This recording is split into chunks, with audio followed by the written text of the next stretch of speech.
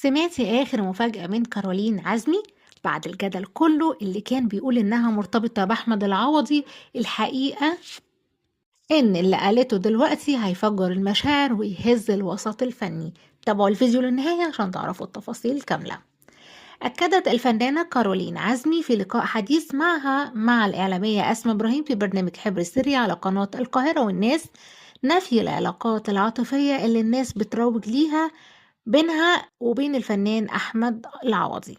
كارولين قالت بكل وضوح إن اللي جمعها معاه في المسلسلين اللي اشتغلوا فيهم سوا فهد البطل وحق عرب كان شغل درامي قوي وتجربة محترمة في مشوارها الفني، بس بالعكس علاقتهم أخوية ومفيش أي حب ولا ارتباط حقيقي يحصل ما بينهم في الحياة الواقعية. وأكدت إن الشائعات دي ما زعلتهاش قوي لأنها شايفة إن العمل الفني القوي هو اللي بيسيب أثر عند الجمهور، مش الكلام الفاضي اللي بيتقال على السوشيال ميديا.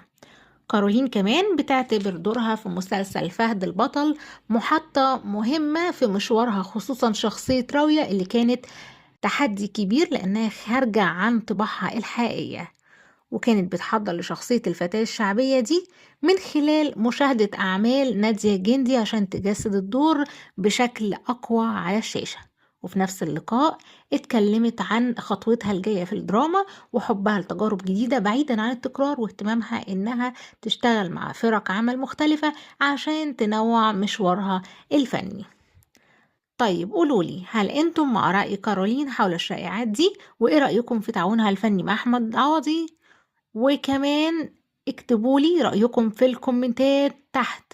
ما تنسوش لو الفيديو عجبكم وصلكم قبل اي حد تاني اللايك الجميل والاشتراك في القناة لو عايزين فيديوهات اكتر عن اخبار الفنانين والمشاهير. وقبل ما نروح على فيديو تاني هذكر لكم مصدر الخبر وهو موقع المصري اليوم.